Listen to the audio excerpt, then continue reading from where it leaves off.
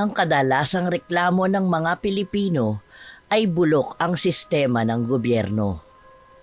Mahirap din ang hustisya para sa mga kapuspalad, lalo na kung ang may gawa ng krimen ay nanggaling sa isang kilala o mayamang pamilya. Maraming pangyayari na ang ganitong kaso. Kagaya na lang ng nangyari sa kapatid ni Thalia. Dahil sa malalaking tao ang may gawa ng krimen, ay hindi nila nakamit ang hustisyang hinihingi nila. Pero hindi pa rin tumigil ang dalaga. Lahat ng alam niyang paraan ay ginawa niya. Nariyang nakiusap kung kani-kanino. Dala ng sobrang pagdadalamhati ay isang paraan na lang ang naisip ni Thalia para makuha ang hustisya sa pagkamatay ng kanyang nakababatang kapatid. At sa paraang ito ay sisiguraduhin ng dalaga na ibabalik niya ang lahat ng sakit na dinulot ng mga ito sa buhay niya. Hanggang saan aabot ang galit na nararamdaman ni Thalia? Makukuha ba niya ang hustisyang hinahangad? Paano kung lamunin na siya ng kanyang puot? Mapipigilan pa ba niya ang kanyang sarili na kunin ang buhay ng mga suspect? O idadamay niya ang iba pang konektado sa kaso? Ating pakinggan ang istorya ng hinagpis ni Thalia na nawala ng kaisa-isang pamilya at tanging meron siya. Pero bago ang lahat, ay alamin muna natin ang pinagmulan ng mga pangyayaring ito. Tim! Hoy, Timothy De Vega! Anong oras na? Wala ka bang balak pumasok? Abay, ganito na lang tayo tuwing umaga. Nandiyan na po, Ate Lia. Di mo naman po kailangan isigaw ang buo kong pangalan eh. Si Ate talaga. Napakabagal mo naman kasing kumilos. Para kang pagong. Pwede ka naman po kasi magsimulang kumain. Di ko naman po dala yung kaldero sa taas.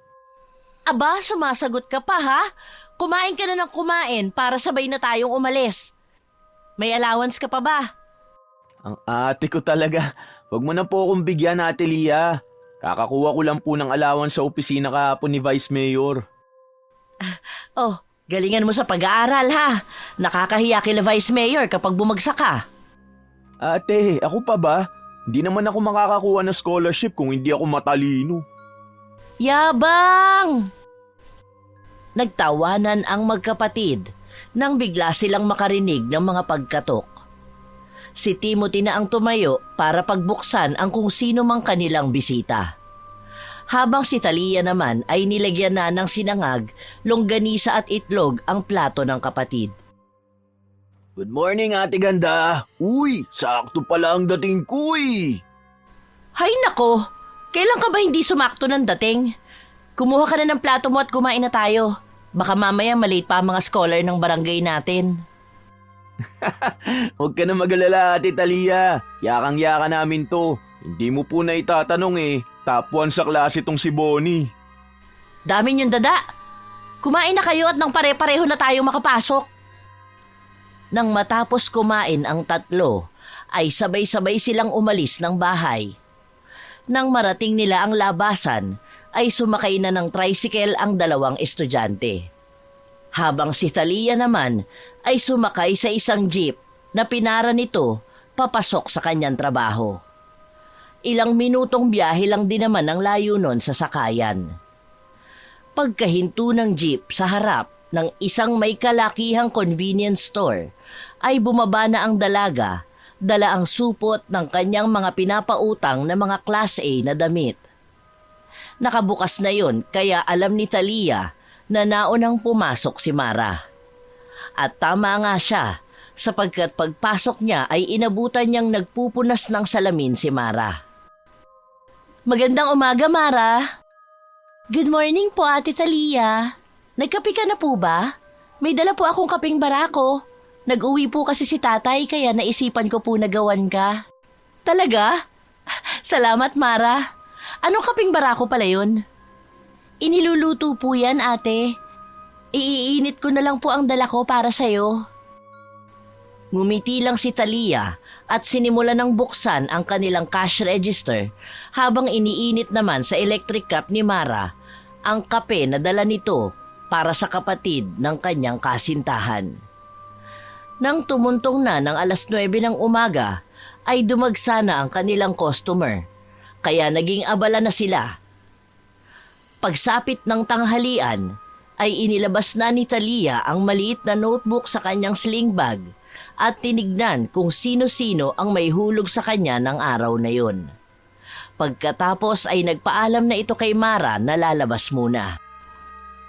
Mara, mauna ka na kumain. Maniningil muna ako, okay? Sige po, Ate Talia. Ingat ka po sa labas. Marami na naman po ang nanghahablot ng bag dyan. Salamat. Mag-ingat ka rin dito at baka mamaya pasukin ka ng mga loko-loko. Opo, ate. Nakangiting lumabas ang dalagang si Talia habang bitbit ang stripe na plastic. Nang makalabas ito, ay isa-isa niyang pinuntahan ang mga sisingilin na nasa area din na yon. Kaya bago pa sumapit ang 1:00 ay nakabalik na ang dalaga. May malaki itong ngiti sa labi sapagkat nasingil niya lahat ng pinuntahan.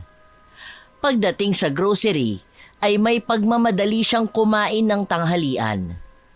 Ilang minuto lang ay naubos na niya ang kanyang baong pagkain. Sa maghapon ay hindi mabura-bura ang ngiti sa labi ni Talia.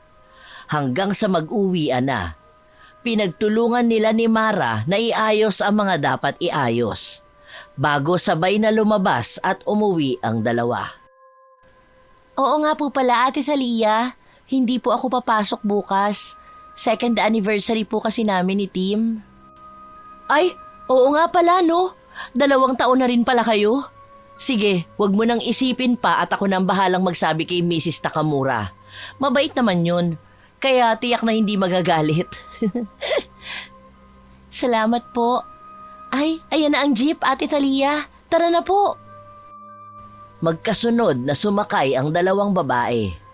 Nilibre na ng pamasahe ni Mara ang nakatatandang kapatid ng nobyo. Naunang bumaba si Mara. Isang kanto lang ang pagitan ay bumaba na rin si Talia. Naglakad ito papasok sa kanilang eskinita. Nang madaanan ang maliit na bakery, bumili siya ng 10 ensaymada doon na tig-2 lang. Nang makuha ang binili ay malalaki ang hakbang na naglakad na pauwi si Talia. Pagdating sa kanilang bahay, nadatnan niya sa loob sina Tim at Bonnie na mukhang nagre-review. Aba, ang sisipag naman ng mga batang ito. Naku, dahil dyan, ililibre ko kayo ng merienda. Ate Talia, nakakagulat naman po kayo. Pero libre merienda po? Oo, sakto at bumili ako ng ensaymada. Titimplahan ko na lang kayo ng juice para may panulak. Magbibihis lang ako ha. Maraming salamat sa napakaganda kong ate. Binola mo pa ako? Sige na at magbibihis lang ako. Hintayin niyo na lang ang juice. Yes, Ma'am Ganda. Opo, Ate Ganda. Napapailing na umakyat na lang si Talia. Pagdating sa taas, ay pumasok siya sa kanyang silid at kaagad na nagbihis ng pangbahay na damit. Matapos yun ay bumaba na siya at ipinagtimpla ang kapatid at ang matalik na kaibigan nito. Oh, heto na ang juice nyo. Para naman may gasolina ang mga utak nyo. Salamat, ate. Ano ba yung ginagawa nyo? Nagpapatulong po ako sa thesis ko. Medyo nahihirapan po kasi ako, ate. Ah, ganun ba? O sige, iwan ko na kayo para makapag-concentrate ang mga brain cells nyo. Ay, oo nga pala. Magsaing ka na at mamamalengke lang ako. Anong ulam natin, ate? Bibili lang ako ng galunggong sa kagulay. Pang dinengdeng. Sarap naman ng ulam mamayang gabi. Naku, dito ka na naman kakain. Well, okay lang yun sa akin. Basta sumbong mo sa akin si Tim kapag gumawa ng kalokohan. Ate naman, ginawa ba akong bata? Ate, binata na po ako at sa oras na makapagtapos na ako, hindi mo na kailangan pumasok kila Mrs. Takamura. dito ka na lang sa atin. Kasi patatayuan kita ng tindahan. Talaga lang ha? Sige, aasahan ko yan. Sige na, at baka hindi ko maabutan yung nagtitinda ng isda. Ingat ka po, ate. Alis na ako. Salamat, Bonnie. Nagmamadaling naglakad si Talia papunta sa pinakapalengke nila dahil hanggang 6:00 lang ang mga nagtitinda ng karne at isda. Sa ilang minutong paglakad takbo na ginawa ng dalaga, ay narating din niya ang palengke at natanaw ang hilera ng mga nagtitinda ng isda. Hay! Mabuti na lang at nakaabot ako. Naglakad papalapit sa kanyang suki ng isda. Nang makalapit doon ay namili na siya ng galunggong na malalaki. Pagkapili ay iniabot niya yon sa tindera. Nang sabihin sa kanya ang presyo ay nakipagtawaran pa ang dalaga. Natawa pa ang tindera dahil sanay na siya sa ganong ugali ng dalaga, kaya presyong kaibigan na lang niya ibinigay yon kay Talia. Ikinangiti naman yon ng dalaga. Sunod naman ay sa gulayan na siya nagpunta. Isang pwesto lang ang pinagbilhan niya ng pangdiningding. Manang, magkano po lahat? Sinabi ng tindera ang presyo ng kanyang mga pinamili. Pagkatapos maiabot ang bayad ay kinuha naman niya ang supot na inaabot nito. Pagkakuha nun ay naglakad na siya papunta sa sunod niyang dadaanan. Ngayon naman ay kila Aling Sonia. Siguro 40 pieces na lang muna kukunin ko. Bukas na ako kukuha ng mas marami. Masayang masaya ang dalaga habang naglalakad papunta sa pag-aangkatan niya ng balot na ititinda niya sa harap ng bahay nila. Dahil dikit-dikit ang mga bahay doon, ay maganda ang mga ganoong negosyo sa kanila. Bukod sa maraming tao ang may gusto ng balot, ay marami ring manginginom. Nang makarating doon, ay kaagad na nakipag-usap siya kay Aling Sonia. Aling Sonia, magandang hapon po. Bali 40 lang po muna ang kukunin ko ngayon. Pero bukas po, reserbahan mo ako ng 50 pieces ha. Nakangiting tumango naman ang matanda at iniabot na ang isang basket kay Talia na naglalaman ng balot. Matapos magpasalamat ay naglakad na pauwi ang dalaga. Pagdating sa bahay, inabutan niyang nagliligpit na ang 2 binata ng mga libro at notebook. Nang makita siya ng mga ito ay nag-uunahan pa ang 2 sa paglapit sa kanya at pagkuha ng kanyang mga dala. Ako na to, Ate Lia. Ate, hugasan ko na po ang isda para makapagluto na po kami ni Tim. Naku, ang babait naman ng mga alaga ko. Eto, kayo na munang bahala rito at iaayos ko lang ang ilaw sa pwesto ko. Natatawa namang sumaludo ang 2 sa dalaga. Napapailing na lang na kinuha ni Talia ang extension at saka iniayos. Inilusot niya sa may bintana ang dulong paglalagyan niya ng bumbilya. Saka siya lumabas para isabit sa nakaambang sabitan nito. Nang maiayos na ay tinawag niya sina Tim at Bonnie. Tim! Bonnie! Dalhin niyo nga dito yung bangko ko at patungan ng paninda kong balot. Nandiyan na po, ate! Natatawa na lang si Talia nang sa paglabas ni na Tim at Bonnie ay sumasayaw pa ang mga ito at parang mga batang naglalaro lang. May pa-post-post pa ang mga ito habang ipinupwesto ang bangko at patungan. Oh, ayan ate Sinayawan pa namin yan para madali mo pong maubos ang paninda mo. Tapos mamaya po, kakantahan pa namin ang mga tao para mas maingganyo silang bumili. Kayo talaga? Sige na, iluto nyo na ang ulam natin. Tostado ang isda Yes po ate, sasarapan namin ang luto namin para naman makabawi man lang kami sa'yo. Oo nga po, lagi ka na lang kumakayod Ate Talia. Di ka po ba napapagod? Naku, hindi pwedeng hindi ako kakayod. Paano ako makakapagpatayo ng palasyo kung hindi ako magtatrabaho? Basta kapag nakapagtapos na po ako, hindi ka na magtatrabaho. Dito ka lang po sa bahay at ako naman mag-iipon para sa palasyo natin. mm. Naku, ang baby boy ko nagbibinata na. Ate naman, matagal na akong binata. Matanda na nga po ako eh. Baby boy pa rin kita. Nakasimangot na pumasok si Timothy sa sinabi ng kanyang ate. Natatawa namang nakasunod sa binata ang matalik na kaibigan nito. Habang si Talia naman ay bumaling na lang sa inang bibili ng balot. Nang sumapit na ang 7:00 ng gabi, ay inaya na ni Tim ang kanyang ate Talia na kumain na sila. Mauna na kayo. Pagkatapos nyo, kayo muna ang magbantay at ako naman ang kakain. Sigurado ka po ate? Hindi ka nga po nagmerienda eh. Mauubos na rin naman ito eh. Sige na, mauna na kayo ni Bonnie. Sige po pala ate Lia. Ilang minuto lang ang lumipas ay muling lumabas si Timothy kasama si Bonnie. Lumapit ito sa kanyang nakatatandang kapatid, habang si Bonnie naman ay nagsimula ng magtawag ng mga bibili. Balot! Balot kayo dyan! Masarap na pampalakas pa ng tuhod! O, bili na kayo habang mainit-init pa!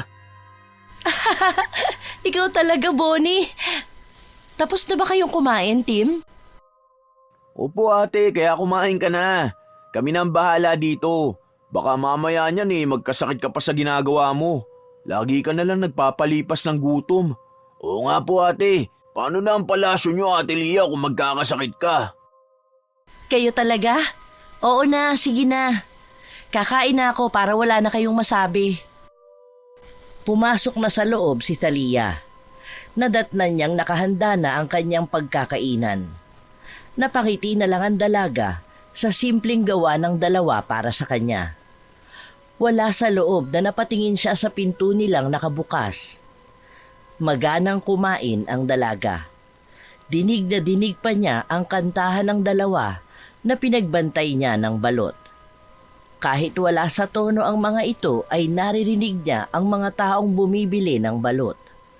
Naisip na lang ni Talia na baka nadali na naman ang mga jokes ni Bonnie, ang mga lasinggero, kaya nagsisibilihan ang mga ito.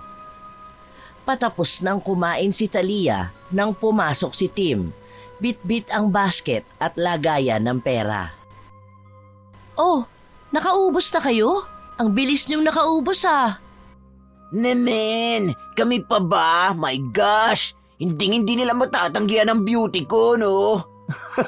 Hoy, baka mamaya mahipang ka naman sa mga hangin dyan. Ito naman, kontrabida ka talaga. Pinapatawa ko lang si Ate Talia para mawala na ang lahat ng pagod niya. Alam mo naman kahit hindi ko kayo kadugo, kayo na ang pamilya ko eh. Ay sus, nagdrama pa to. Kapatid ka na rin namin, no? Inabot na ni Timothy ang lagayan ng pera kay Talia. Habang si Bonnie naman ay iniligpit na ang kinainan ni Talia. Tumanggi pa ang dalaga pero nagpumilit si Bonnie. Nagpresenta na rin ito na siya na ang maghuhugas. Kaya naman sinimula na ni Talia na bilangin ang napagbentahan. Nang matapos ay hiniwalay na niya ang ibabayad para sa inangkat niyang balot. Nang matapos si Bonnie na maghugas, ay nagpaalam na ito. Ate Talia, uwi na po ako. Kung gusto mo po, ako na magdaan kay Aling Sonia ng basket at bayad po. Kilala naman po ako ni Aling Sonia na halos dito na po ako nakatira eh. Sigurado ka ba? Opo Ate Talia, para po makapagpahinga ka na rin po. Hindi ka dito matutulog? Hindi na muna tol, para naman mamiss mo ako kahit konti. Tigilan mo nga ako, ang corny mo. Napapailing na lang ang dalaga sa dalawa. Iniabot na lang niya ang basket at inilagay sa loob nun ang nakasupot na pera. Umarte naman si Bonnie na parang iminomodelo pa nito ang basket habang kumakaway-kaway papalabas ng bahay.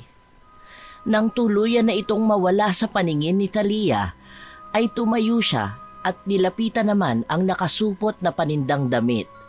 Doon na siya sinita ng kapatid niya.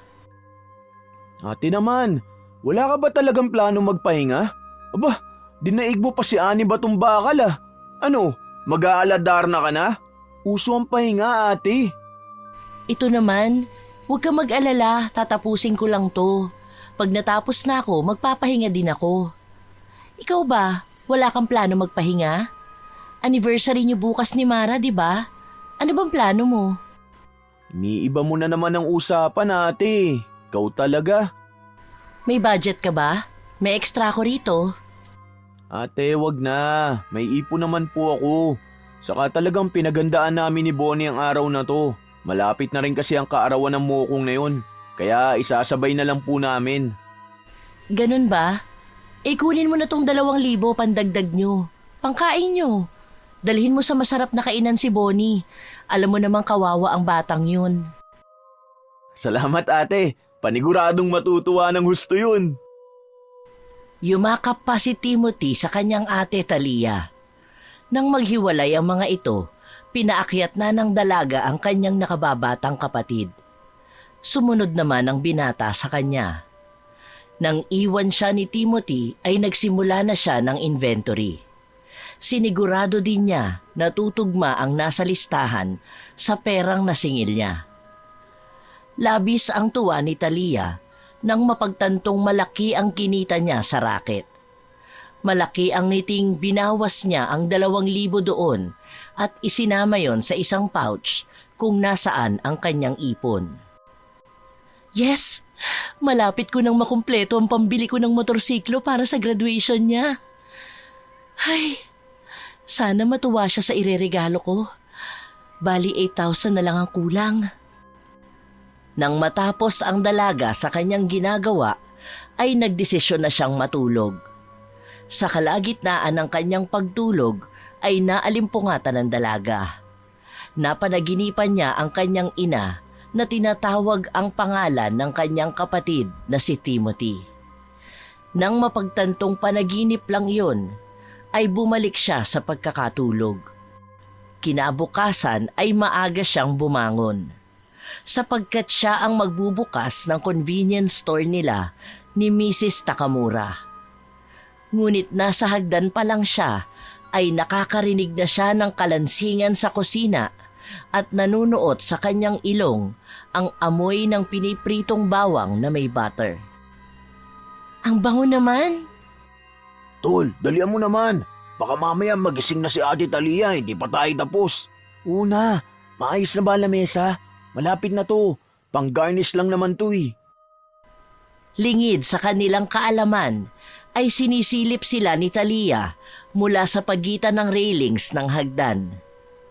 Dahan-dahan ang pagbabang ginawa ni Talia para hindi siya makagawa ng kahit anong ingay. Nang tuluyang makababa, ay ginulat niya ang mga ito. Hoy! Anong ginagawa niyo dyan? Nagulat naman ang dalawa sa biglang pagsulpot ni Talia.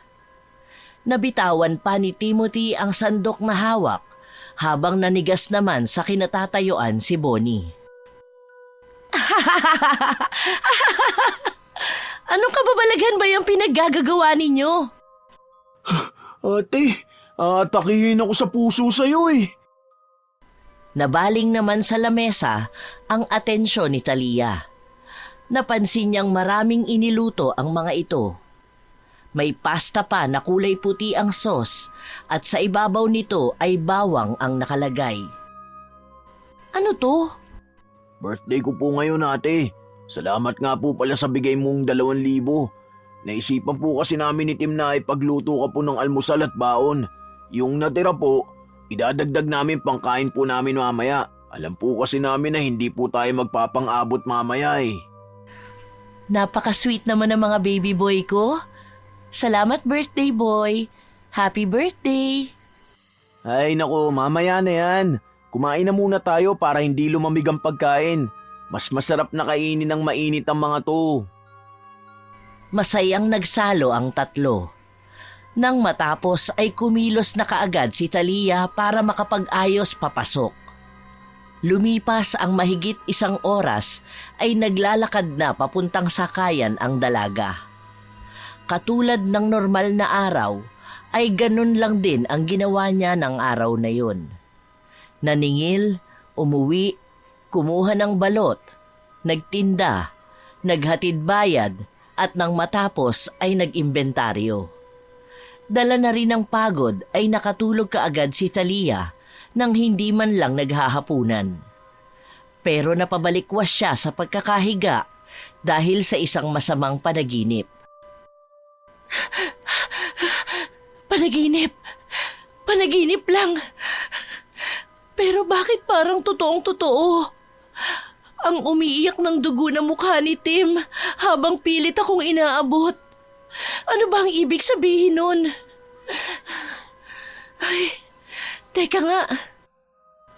Dali-daling lumabas ng kanyang silid ang dalaga at tinungo ang kwarto ng kapatid.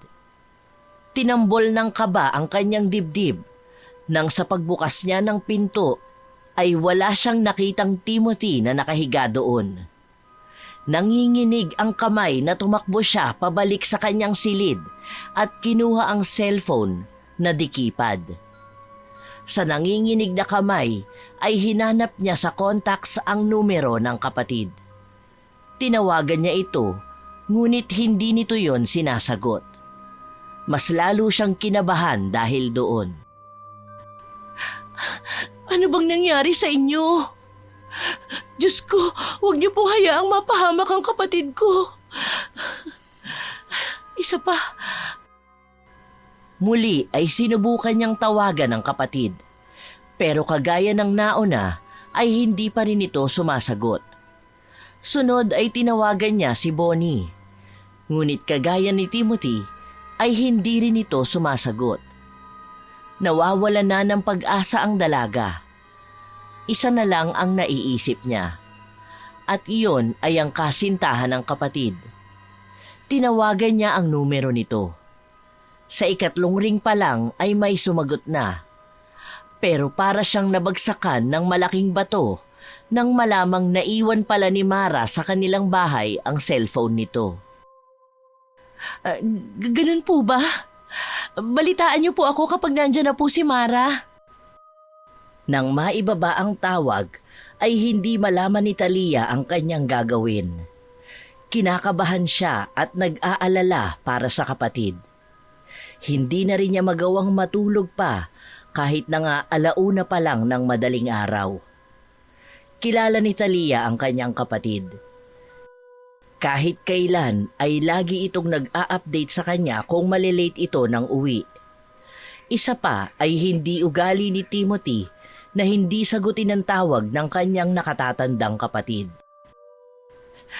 Tama, kapag hindi sila umuwi hanggang mamayang 7:00 ng umaga, pupunta na ako sa pulis para i-report silang missing. Dumoble ang kaba ni Thalia nang malapit nang sumapit ang 7:00, pero kahit anino ng isa sa tatlo ay wala pa rin. Maging ang mga magulang ni Mara ay nag-aalala na sa mga ito. Sa buong durasyon ng kanyang paghihintay ay kapalitan niya ng mensahe ang ina ng dalagang si Mara. Hindi din ito nakatulog katulad niya. Nang sumapit na ang 7:00 ay hindi na nagbihis ang dalaga. Dinampot lang niya ang kanyang bag. Pero bago pa man siya makalabas ng bahay ay nakarinig na siya ng katok. Sumilay ang pag-asa sa puso ni Thalia. Patakbong tinungo niya ang front door. Tim! Bonnie! Pero kaagad na humulas ang pag-asang yun nang sa pagbukas niya ng pinto ay 2 pulis ang kanyang napagbuksan. Tinanong siya ng mga ito kung kilala ba niya si Timothy De Vega. Natatakot man sa ibabalita ng mga ito ay nagkahinala na siya na may nangyari sa kapatid. Opo, may nangyari po bang masama sa kapatid ko? Halos gumuho ang buong mundo ni Thalia nang sabihin ng mga pulis na may natagpuan silang katawan ng isang lalaki sa labas ng isang abandonadong gusali.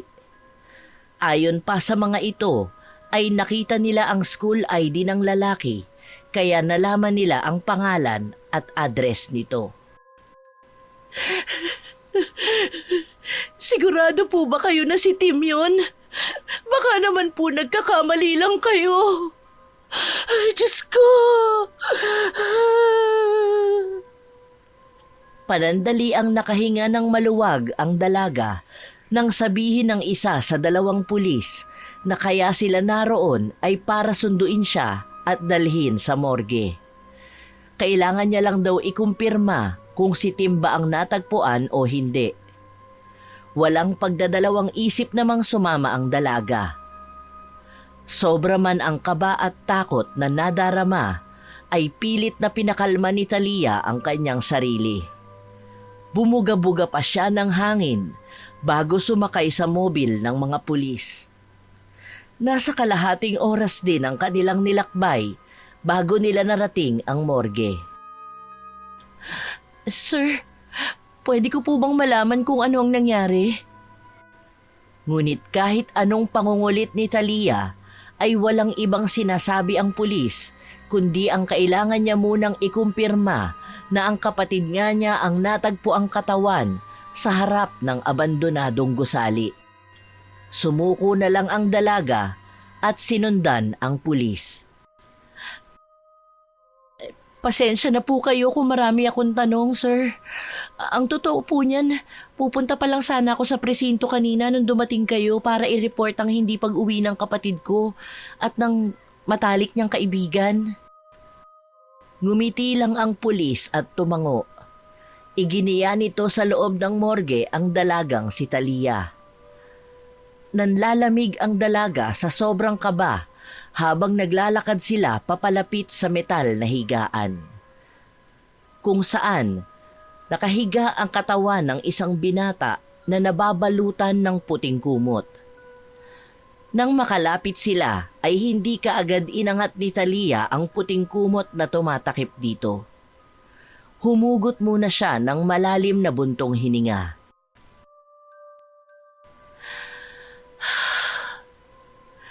Diyos ko, Panginoon ko, nakikiusap po ako sa inyo. Sana po hindi ito ang kapatid ko. Parang awa niyo na po.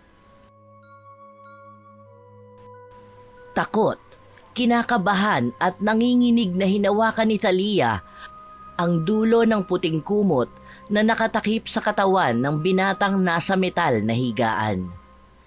Dahan-dahan niyang iniangat yun at halos pagbagsakan siya ng langit at lupa nang makita ang mukha ng kapatid na si Timothy. Namimilog sa pagkabigla ang mga mata ng dalaga. Lalo na nang makita niya ang malaking hiwa nito sa noo. May pasapasa din ito sa mukha. Namamaga rin ang nguso nito. Bumaliko rin ang ilong ng kapatid. Bugbog sarado ang mukha ng binata.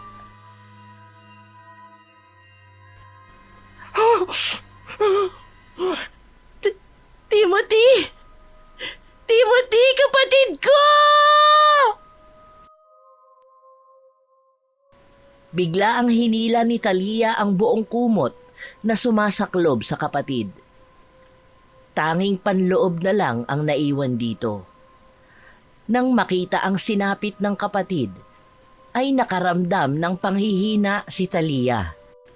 Dislocated ang balikat ni Timothy.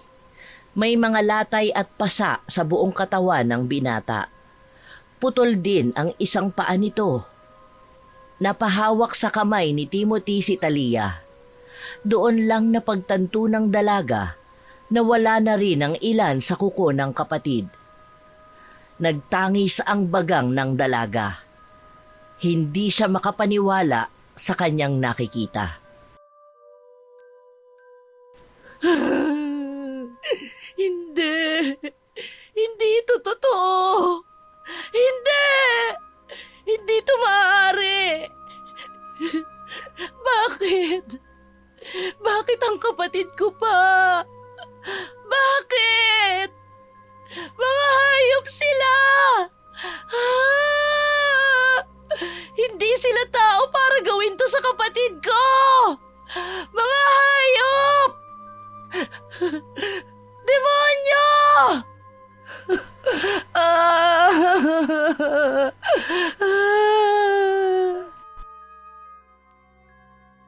Pilit na pinapakalma siya ng pulis. Pero parang nabingi si Thalia ng mga sandaling yon. Hindi niya matanggap ang karumal-dumal na sinapit ng kanyang nakababatang kapatid. Sa kalagitnaan nun ay bigla namang dumating ang mga magulang ni Mara, kasama rin ng isang pulis. Doon na tumahan si Thalia at pinipigilan ang sarili na muling pumalahaw ng iyak. Lalo na nang bigla na lang nahimatay ang nanay ng kasintahan ng kanyang kapatid. Naglakas loob na si Thalia na muling tanungin ang pulis.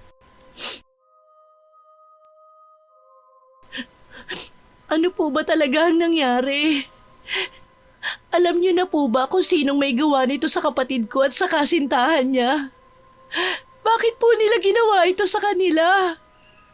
Napakababait na mga bata niyan. Sandali, may isa pa silang kasama.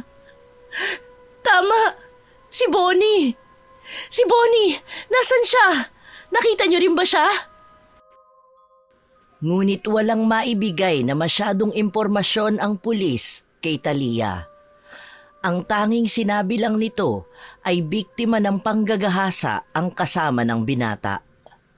Marami pa di umanong anggulong tinitingnan ang mga pulis sa totoong dahilan ng pangyayari. Dismayado man, nagdesisyon ang dalagang alamin kung nasaan si Bonnie na ayon sa pulis ay nasa kritikal na sitwasyon. Saang ospital po siya dinala? Kaagad namang pinuntahan ni Thalia ang ospital na sinabi ng pulis. Pagdating doon, napansin niyang marami ring pulis na nakakalat sa paligid. Pumasok sa isip niya na baka pinoprotektahan nila ang nag-iisang nakaligtas sa tatlo. Sinubukan niyang magtanong sa information kung saan ang silid ni Bonnie. Ngunit ayon dito, nasa operating room pa ang binata. Kaya nagdesisyon si Thalia na asikasuhin na ang mga kailangan niyang ayusin para sa lamay ng kapatid. Babalik na lang ako kapag naasikaso ko na ang lahat. Dadaan na lang ako sa tiyahin ni Bonnie para makibalita kay Bonnie. Pagkagaling sa ospital, dumiretso siya sa punerarya at kinuha ang serbisyo ng mga ito. Pagkatapos nun ay bumalik na muna si Thalia sa kanila para maihanda at kumuha ng pera na kailangan. Nang makuha na niya ang kanyang ipon na sana ay ibibili niya ng regalo para sa kapatid, ay dumiretso naman siya sa barangay bago bumalik sa punerarya. Doon ay nakiusap siya sa kapitan kung maaaring magamit ang court na katabi lang ng barangay para sa burol ng kapatid. Kaagad namang pumayag ang kapitan at nagpresenta itong siya na ang bahala doon. Marami pong salamat, Kap. Mauna na po muna ako para mamaya po maayos na ang lahat. Paalis na sana ang dalaga nang masalubong niya ang ina ng dalagang nasawi. Yumakap sa kanya ito at saka humagulgol ng iyak. Ganon din si Thalia. Batid ng dalaga na parehas sila ng ginang ng nararamdaman. Nang maghiwalay ang dalawa, ay may isang maliit na notebook na iniabot ang ina ni Mara kay Thalia. Kinuha naman yon ng dalaga at napansin niya ang bookmark. Binuklat niya sa parte na yon ang notebook. Napagtanto niyang diary yon. Sumenyas naman ang ina ni Mara na basahin niya yon. Panginoon ko, sana po si Tim na talaga ang nakalaan para sa akin. Alam kong hindi pa po ito ang tamang panahon, pero sana ay siya na talaga. Wala na akong mahahanap pang iba na kagaya niya. Napakaswerte ko po kay Tim. P.S. Hay naku, Nanggugulo na naman si Sir Eros Takamura. Kung hindi ko lang kailangang makaipon at hindi nakakahiya kay Ate Talia, ay hindi na ako babalik pa sa tindahang yun. Ilang beses na akong binastos ni Sir Eros at tinataon niya pa talagang wala si Ate Talia. Napaisip bigla si Talia sa sinabi ng kasintahan ng kapatid sa diary nito. Hindi niya alam na nagpupunta roon sa store ang anak ng kanilang amo. Nabaling lang muli ang atensyon ng dalaga nang sabihin ng ina ni Mara na hihingi daw sana ito ng pabor sa dalaga. Tumangulang si Talia. Naging hudyat naman yon para sabihin ng ginang na kung maaari daw sana pagsamahin na ang lamay ng magkasintahan at maging ang kanilang puntod. Wala pong problema. Mas okay din po yun sa akin at hindi naman na po kayo iba sa amin. Oo nga po pala, nanggaling na po ba kayo sa presinto? Babalik po ako doon mamaya para kumuha ng update kung may suspect na po ba sa gumawa nito sa kanila. Tumango naman ang ginang kay Talia. Matapos nun ay nagpaalam na ang dalaga na pupunta na sa punerarya para dalhin ang bayad. Sa pagtalikod ng dalaga ay lumapit ang ginang sa kapitan at nakiusap dito. Habang si Talia naman ay parang hindi pa rin makapaniwala sa nangyari. Wala sa sarili ito ng mga sandaling yun. Magkaganon pa man ay narating pa rin niya ang patutunguhan. Nagbayad lang siya at muling umalis. Bago bumili ng mga pagkain para sa lamay ay nagtungo sa presinto ang dalaga. Nang nasa harap na siya ng humahawak ng kaso ng 3, ay hindi niya mapigilan ang magalit. Ano? At bakit kami dapat maghintay pa kung may suspect na pala kayo? Akala niyo ba ititigil kami sa paghahabol sa hustisyang nararapat? Sino-sino ang mga demonyong gumawa nun sa 3? Sabihin niyo! Alam ko na. Kung hindi kayo binayaran, malamang kilalang tao ang sangkot. Tama ba ako? Oh, bakit hindi kayo makasagot? Tama ba ako? Yumuko lang ang pulis at bumalik sa kanyang ginagawa. Ikinainis naman yon ni Talia. Malakas na hinampas niya ang lamesa nito na nakakuha ng atensyon ng ibang naroroon. Ngunit hindi nasindak ang pulis.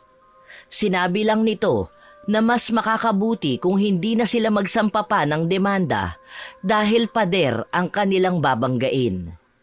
Hindi makapaniwala si Talia sa kanyang narinig. Nanginginig sa galit na umalis na lang siya roon. Sinasabi ko na nga tama ang hinala ko na mayaman at kilalang tao ang may gawa nito. Kaya pala hindi nila ako masyadong tinanong ng mga detalye kanina. Kilala na nila ang may gawa pero hindi nila magalaw. At iisang pamilya lang ang kilalang kilala dito sa amin at kinakatakutan ng halos lahat. Ang pamilya Takamura. Hindi ako titigil. Kung hindi niyo ako tutulungan, hahanap ako ng paraan. Sa ngayon, aasikasuhin ko muna ang lahat para kay Tim. Biguman sa kanyang naging lakad ay inuna na muna ng dalaga ang mga kailangang gawin at ayusin para sa lamay ng kapatid. Magdidilim na nang dumating ang mga taga-punerarya, dala ang mga labi nila Mara at Tim na nakalagay na sa kabaong.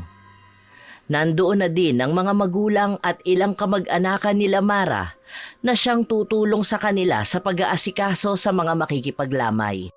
Nang maiayos na ang 2 kabaong, ay naglapitan ang mga magulang ni Mara sa kabaong nito.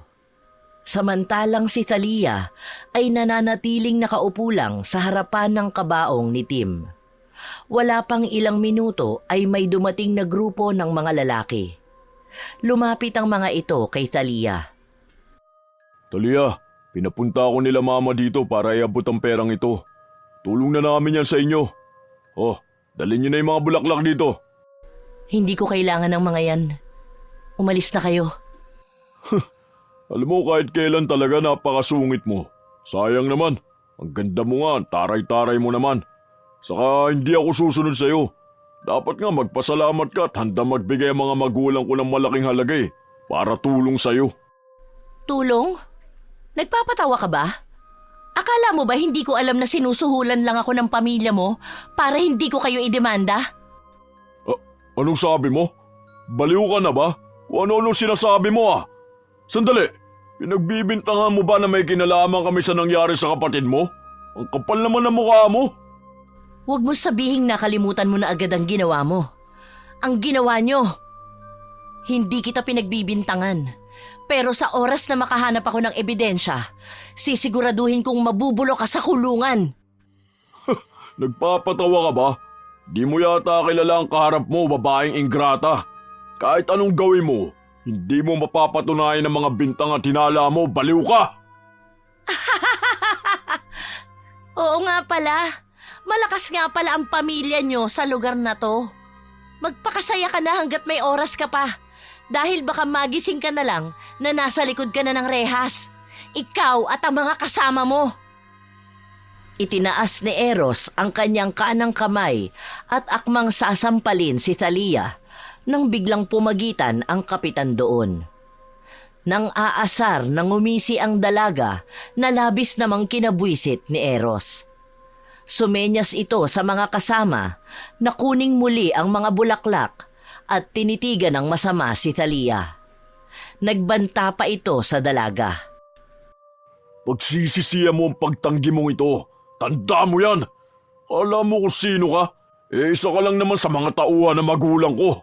Ito ang tanda mo, babae Kahit magdemanda ka, hindi ka mananalo sa kapangyarihan ng pamilya ko. Isa ka lang lamok na kayang-kaya kong pisatin. Sa palagay mo ba, matatakot ako sa'yo at sa maimpluwensya mong pamilya? Wala nang mawawala sa akin, kaya wala na akong kinatatakutan. Baka naman ikaw ang natatakot sa pwedeng mangyari sa'yo. Nakakatawa. Ang tanda mo na, pero nakatago ka pa rin sa ilalim ng palda ng nanay mo. Ba't talagang matabil ang dila mo, babae ka? Kapag hindi ako nakapagpigil sa'yo, papatulang kita. Palagay mo ba may pakialam ako? Umalis na lang kayo dahil ang sakit nyo sa mata. Isa pa, hindi bagay ang mga demonyo rito. Dalhin mo na rin ang mga basura nyo. Tandaan mo ang ginawa mong to dahil hindi ko palalagpasin ang pambabastos mong to.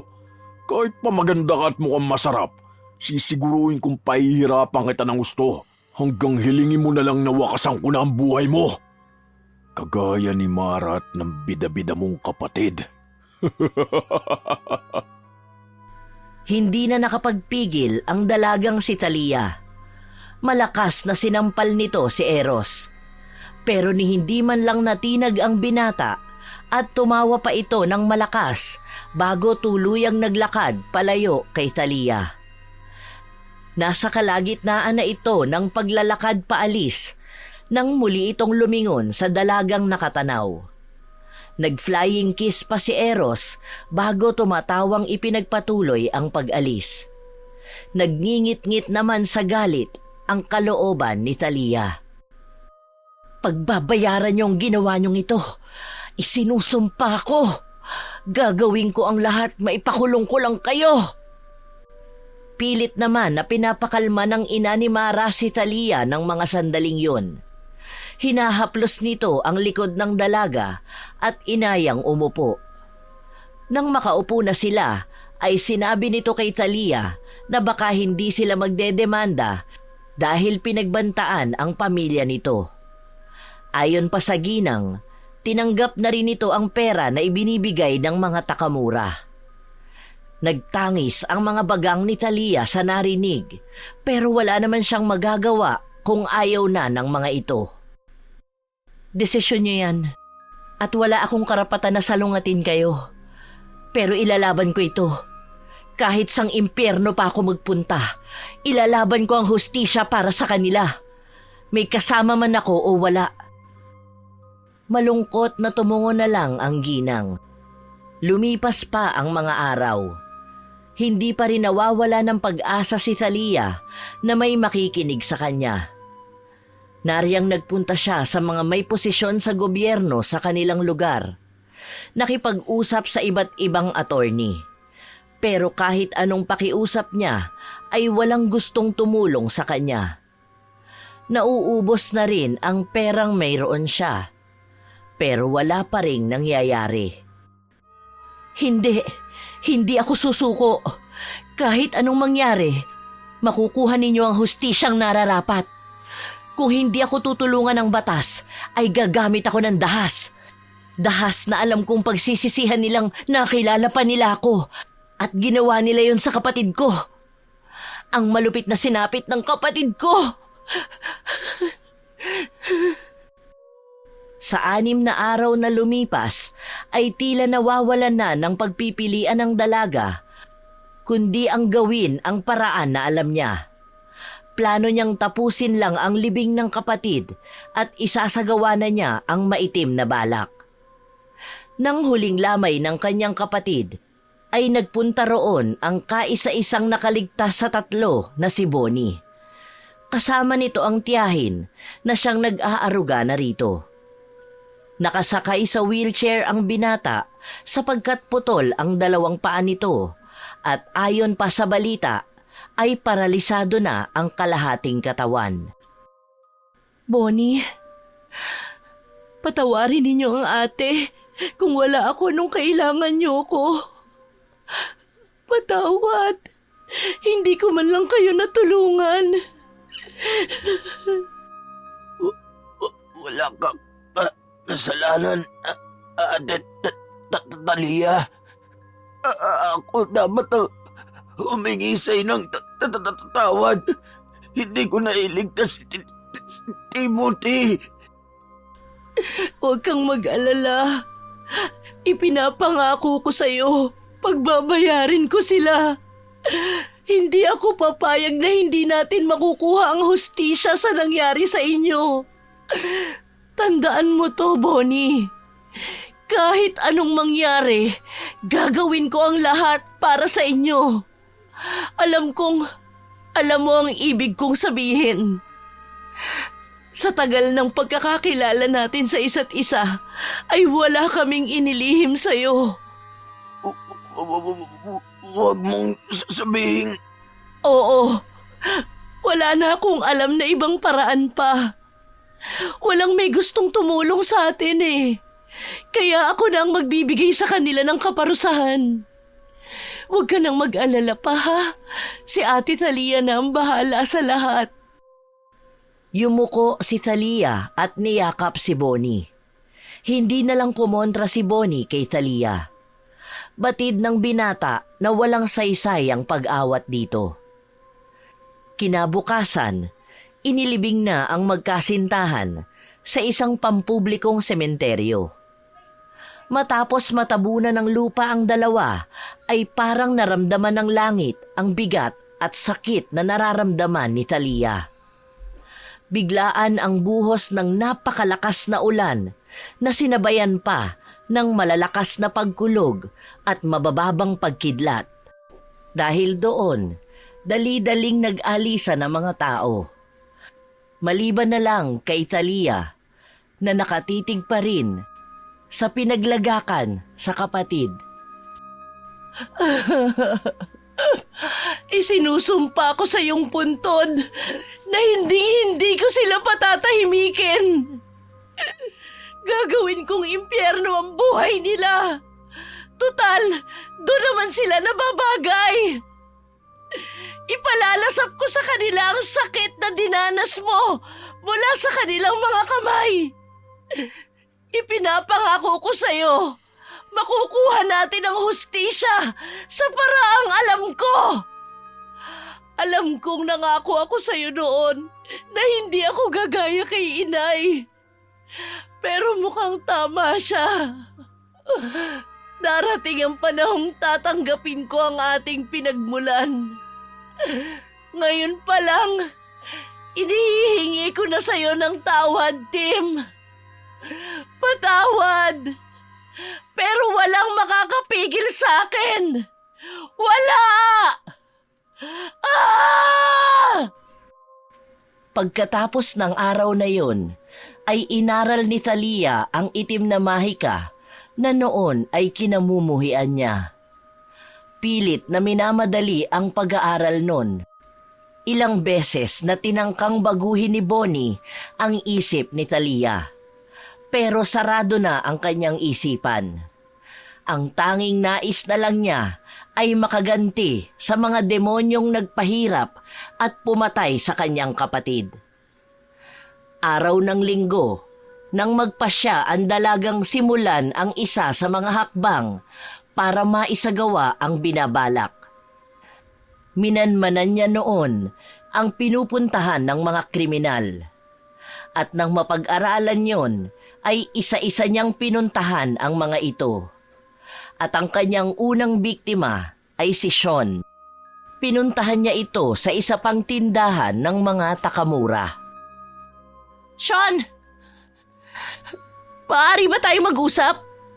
Kahit sandali lang. Kitang-kita ni Talia kung paano nabura ang ngiti sa labi nito nang makita siya. Namutla pa ang lalaki na animoy nakakita ng multo. Lumapit si Talia kay Sean at hinawakan ang kamay nito para mas mapaniwala na pag-uusap lang ang nais ng dalaga. Napalunok pa ng laway ang lalaki bago iginiya sa storage room ng hardware. Pagpasok nila roon ay kaagad na lumuhod si Sean sa harap ng dalaga. Umiiyak ito at panay ang hingi ng tawad. Hindi mo ako dapat luhuran. Tumayo ka dyan. Nandito ako para makipag-usap. Wala akong planong manggulo. Gusto ko lang malaman kung bakit. Bakit kailangan yung patayin ang kapatid ko? Nung una ay hindi ako makapaniwala na kasama ka nila. Hindi ka katulad ni Eros. Mabait ka at alam kong ayaw mong nakakakita ng nasasaktan. Kaagad namang nagpaliwanag si Sean na hindi ito kasama sa mga nanakit at pumatay sa magkasintahan. Ayon dito, nakiusap lang si Eros na ipagmaneho ito at ang mga kaibigan dahil panay sila mga high sa droga. At bilang utang na loob di umano sa kanyang tiyahin na siyang kumupkop at nagpapaaral sa kanya, ay wala siyang nagawa. Humingi itong muli ng tawad at tinawag pa ang sarili na isang duwag. Naiintindihan ko. Alam kong hindi mo kayang gawin yun sa aking kapatid. Iba ka sa kanila. Alam ko rin na kinausap at tinakot ka ng iyong tiyahin. Alam ko rin na ikaw ang nagtip sa mga pulis kung nasan ang katawan nila. Kaya sila natagpuan ka agad. Nung una, gusto kong magalit sa'yo. Pero, ipinagpapasalamat ko ang ginawa mong pagsusumbong sa mga pulis. Kung hindi dahil sa'yo, baka pati si Bonnie ay nawala na rin. Nagulantang naman si Sean sa mga ipinahayag ni Talia. Inilihim niya yon kaya nagtataka ang lalaki kung paano nalaman lahat yon ng dalaga. Nagulat man ay naaawa si Sean kay Talia. Wala sa loob na hinugot niya ang isang kulay abong panyo sa kanyang bulsa at inalok yon sa dalaga. Walang pag-aalinlangan namang inabot yon ni Talia. Lihim pang napangiti ito dahil hindi niya akalaing madali niyang makukuhanan nito ng personal na gamit. Maraming salamat. Hindi ko man makuha ang hustisya. Hahayaan ko na lang ang karma na humabol sa mga totoong nanakit sa kapatid ko. Sige na. Mauna na ako at kailangan ko pa maghanap ng bagong trabaho. Pagtalikod ni Talia, ay may ipinahabol pang mga salita si Sean na lalong nagpatindi sa puot ng dalaga. Ayon sa binata, talagang kinukursunada ni Eros si Tim sapagkat simula ng basti din ito ni Talia ay nagkaroon na ito ng pagnanasa kay Mara. Bumuntong hininga si Talia at tuluyan ang umalis sa lugar na yon. Dali-dali siyang bumalik sa kanyang bahay para simulan na ang una niyang gagawin sa isa sa mga demonyo. Ito na ang simula, mahal kong kapatid. Sisiguraduhin kong magbabayad sila. Pero sa ngayon, hindi ko na masyadong papahirapan pa si Sean. Nakakapanghinayang lang na dahil sa kautuan niya, nadamay pa siya.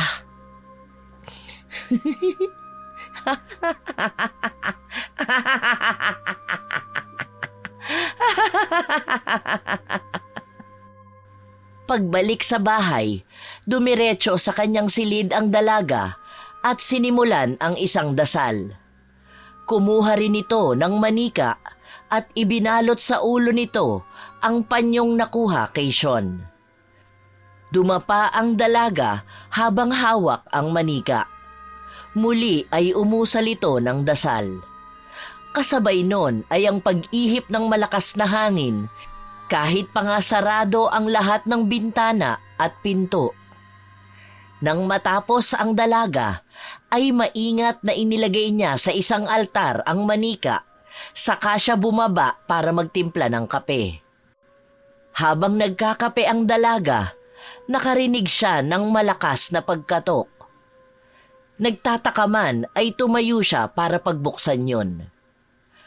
Pagbukas niya ng pinto, bumungad ang nakangising mukha ni Eros. Kumusta ka na, babe? Ang kapal naman ng mukha mo. Anong ginagawa mo ritong hayop ka? Binibisita ka lang naman eh. Namiss ko kasi ang mga ngiti mo.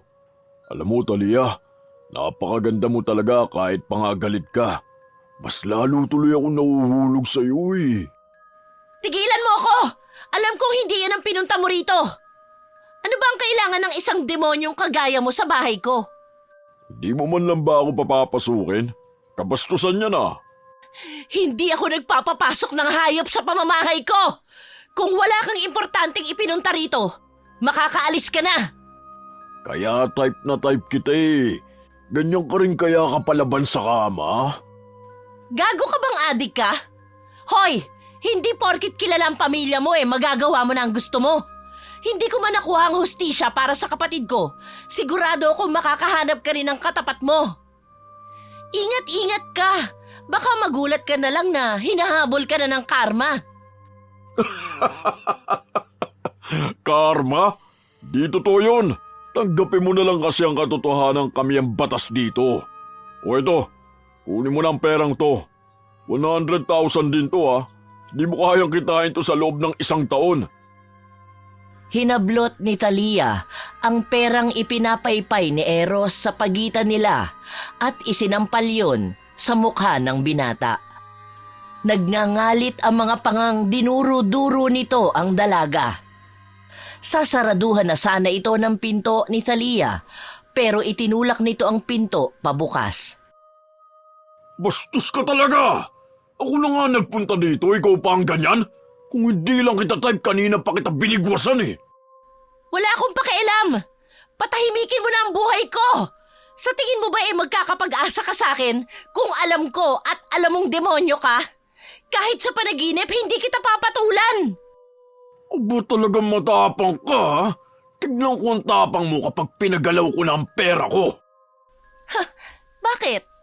Papatayin mo rin ako? O ipapapatay sa mga utu-utong alagad mo? Sa sobrang galit ni Eros, ay mahigpit na hinawakan nito ang magkabilang pisngi ng dalaga. Ikinangisi naman yon ni Thalia at saka humawak sa kamay ng binatang nakahawak sa kanya. Nakipagtitigan pa ito kay Eros na animoy hinahamon ang kaharap na binata. Ilang segundo din na nasa ganong ayos sila nang pagalit na binitawan ni Eros ang mukha ng dalaga at humakbang paalis. Hindi pa man nakakalayo ang binata ay pabalibag na isinara ni Thalia ang pinto. Sumandal siya sa likod nun, saka humawak sa kanyang dibdib. Hindi pa ito ang oras mo, Eros Takamura. Hintayin mo ang inihahanda ko para sa iyo, lover boy.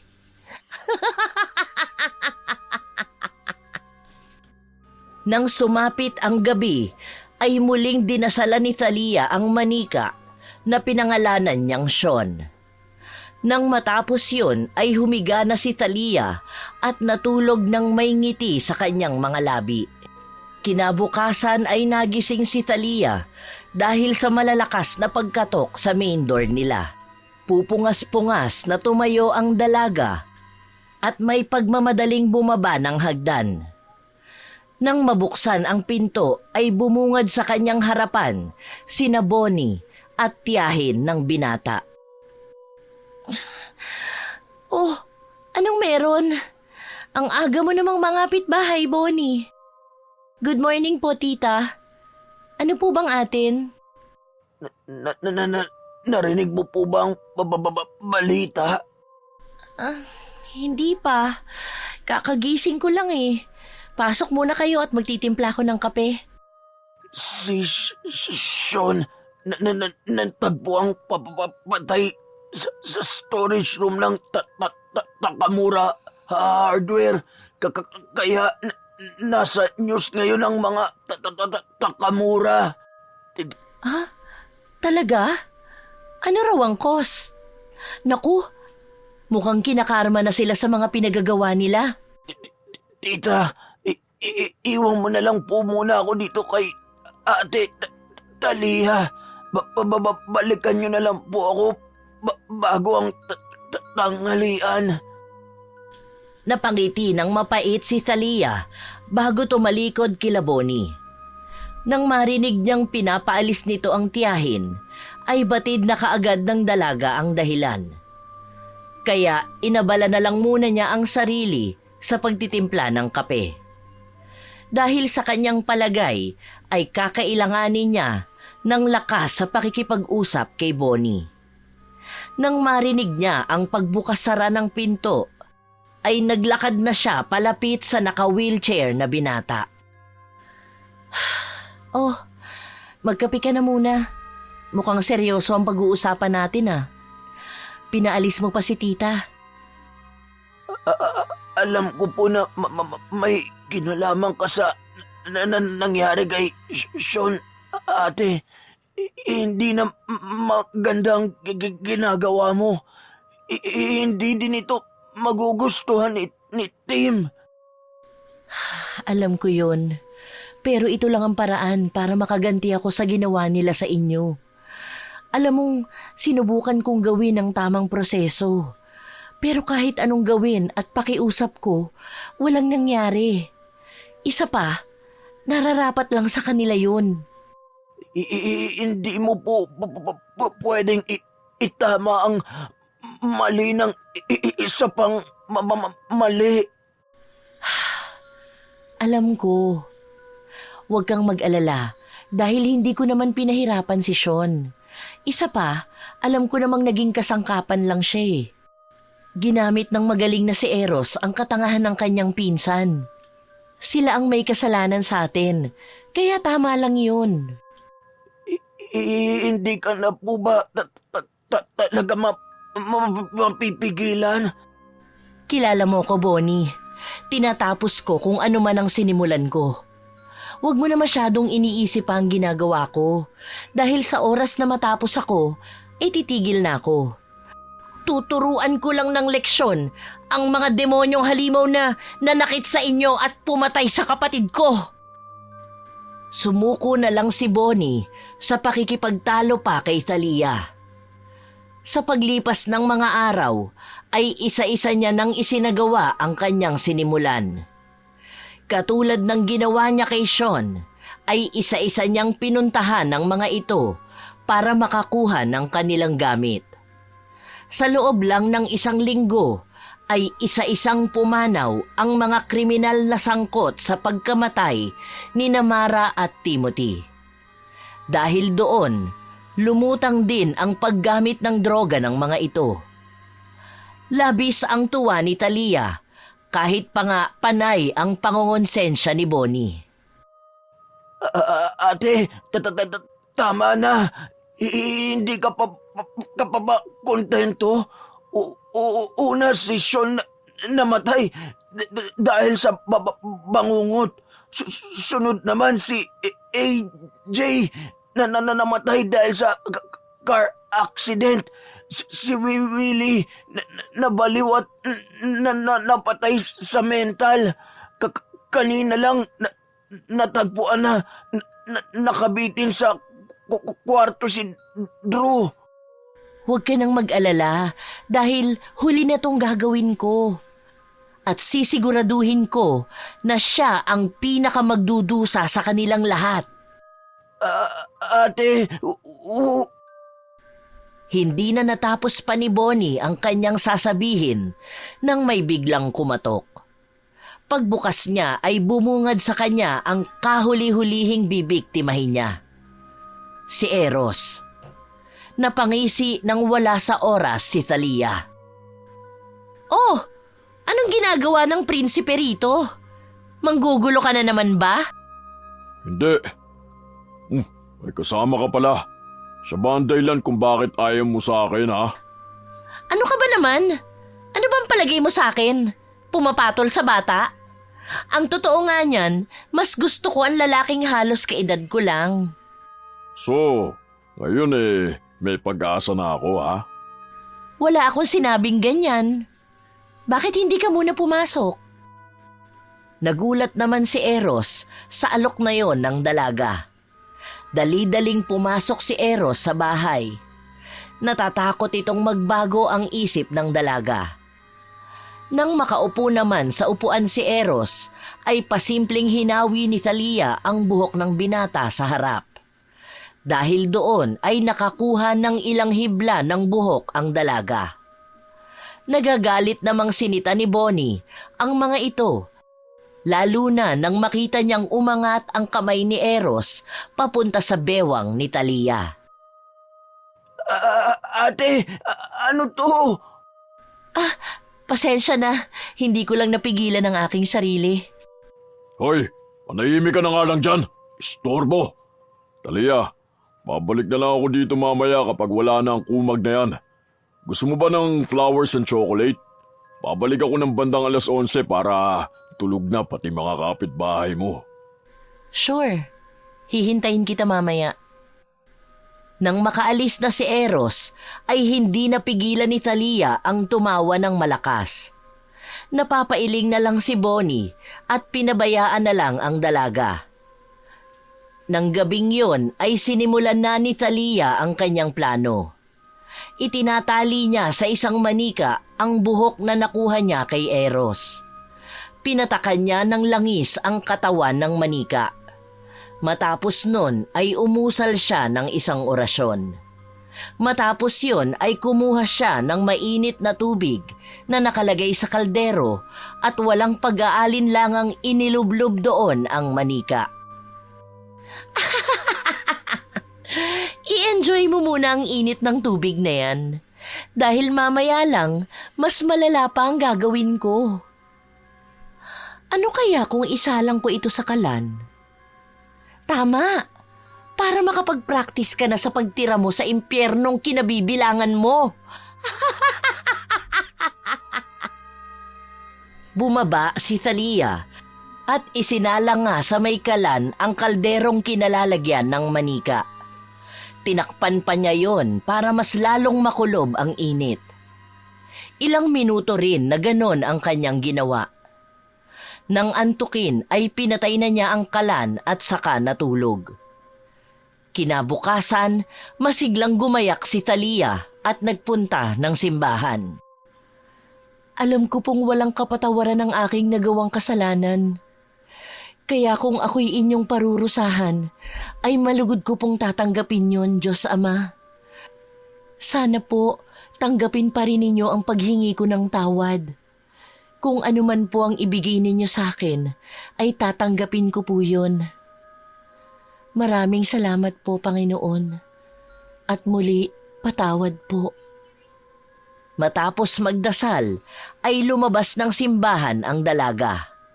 Sakto namang may nadaanan siyang kainan na may radyo. Ayon sa balita sa radyo, natagpo ang bangkay na ang anak ng isa sa pinakamayayamang pamilya sa kanilang lugar na si Eros Takamura. Ayon pa rito sa nagbabalita, para itong tosino na naluto dahil mukha itong nabanlian at nabalatan ng malala. Matapos marinig yun, ay nagdesisyong umuwi na ang dalagang si Talia. Huwag tayong magpapadala sa emosyon na ating nararamdaman. Lalo na kung nasa panahon tayo ng pagdedesisyon upang wala tayong pagsisihan sa huli. Walang sino man sa atin ang may karapatan na ilagay sa ating mga kamay ang batas at hustisyang ating hinahangad. Dahil kahit pagbali-baliktarin pa natin, ay hindi maitatama ang pagkakamali ng isa pang pagkakamali.